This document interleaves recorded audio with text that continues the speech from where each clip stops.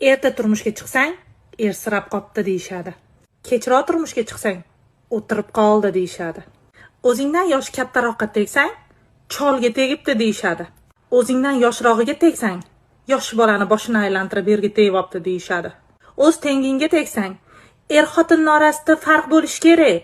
Baravar bo'lsa bir-birini tushunmaydi deyishadi. To'yingdan keyin sirazi homilador bo'lsang, o'lib turgan ekandek tandir qizib deyishadi. Agar farzand ato etmasa, tug'mas ekan deyishadi.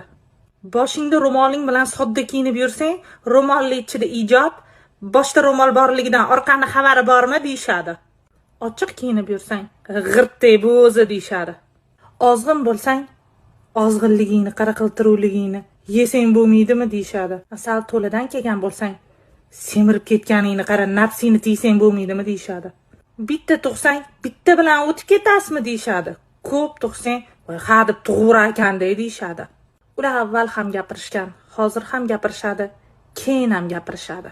Bu berilgan bitta dona hayotimizda o'zingizni qanaqa baxtli his qilsangiz, shunaqa yashang. Ular har doim gapirishadi.